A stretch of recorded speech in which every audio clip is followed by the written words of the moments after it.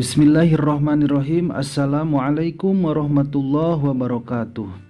Anak-anakku kelas 11 yang Bapak banggakan, Alhamdulillah kita bertemu lagi pada mata pelajaran Akidah Akhlak.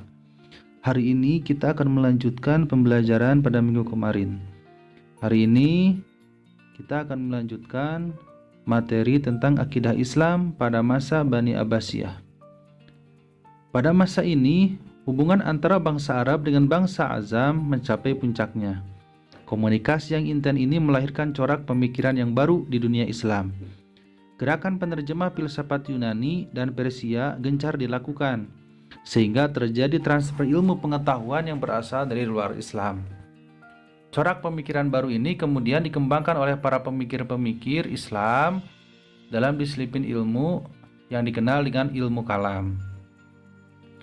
Para mutakalimin mulai menulis karya pemikiran mereka dalam bentuk kitab yang sistematis. Misalnya, Abu Hanifah menulis kitab Al-Alim, Al-Muta'alim, dan kitab Al-Fiqh Akbar. Untuk mempertahankan akidah Ahlus Sunnah dan kitab Al-Fiqh Akbar karya Imam Syafi'i.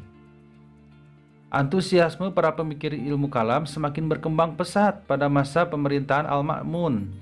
Ilmu kalam menjadi disiplin ilmu yang mandiri, yang memisahkan dari al-fiqh fil ilmi yang sebelumnya masih termasuk dalam al-fiqhul akbar.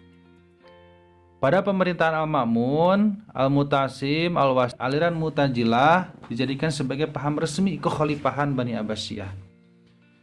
Sehingga para ulama yang berpengaruh diuji akidahnya, yang dalam sejarah dikenal dengan mihnah.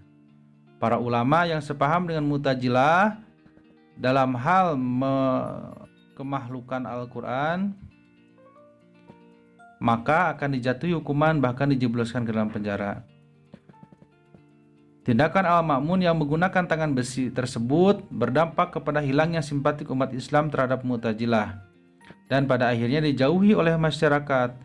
Dalam keadaan demikian, muncullah Abu Hasan al-Asy'ari yang merupakan murid utama dari Al-Jubai al-Mu'tazili, mengeluarkan pemikiran garis tengah dengan menggunakan dari dalil nakli dan akli untuk menopang argumentasi akidahnya.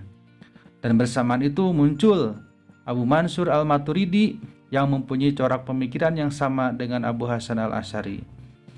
Adapun yang berkembang akidah pada saat Abu Hasan al-Asy'ari dan Abu Mansur al-Maturidi dapat tersebar luas karena beliau mempunyai murid-murid yang mampu mengembangkan pemikiran gurunya.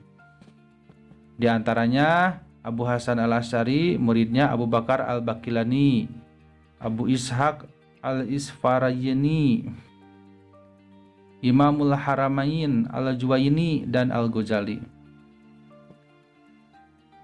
Kemudian akidah Islam sesudah Bani Abbasiyah. Pada masa ini, paham Al-Asy'ariyah, Al-Maturidiyah mengalami perkembangan yang sangat pesat. Sehingga paham mayoritas umat Islam, corak pemikirannya yang mudah dipahami dan mampu mengkolaborasikan antara dalil nakli dan pendekatan akal filsafat, menjadikan aliran Asy'ariyah dan Maturidiyah menjadi aliran yang banyak diikuti oleh umat Islam. Aliran ini kemudian dikenal dengan Ahli Sunnah wal Jamaah dan menjadi paham mayoritas umat Islam. Pada abad permulaan ke-8 Hijriah muncul Taqiyuddin Ibnu At-Taimiyah di Damaskus yang berusaha membongkar beberapa pemikiran Al-Asy'ariyah yang dianggapnya tidak murni bersumber dari Al-Quran dan Al-Hadis. Pemikiran Ibnu Taimiyah ini kemudian dikenal dengan gerakan Salafi.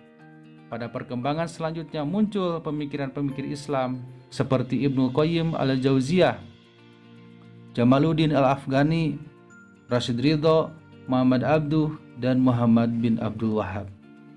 Jadi akidah pada masa Bani Abbasiyah mulai berkembang pesat, banyaknya pemikir-pemikir baru sehingga banyak muncul yang disebut dengan ilmu kalam. Kemudian akidah Islam sesudah Bani Abbasiyah memunculkan ilmuwan-ilmuwan seperti para pembaharu-pembaharu yang tadi disebutkan seperti Jamaluddin al-Afghani, Rashid Ridho, Muhammad Abduh, dan Muhammad bin Abdul Wahhab. Anak-anakku yang Bapak banggakan, mudah-mudahan bisa dipahami. Silakan dipahami kembali dengan membaca modul yang kalian sudah miliki. Terima kasih. Wassalamualaikum warahmatullahi wabarakatuh.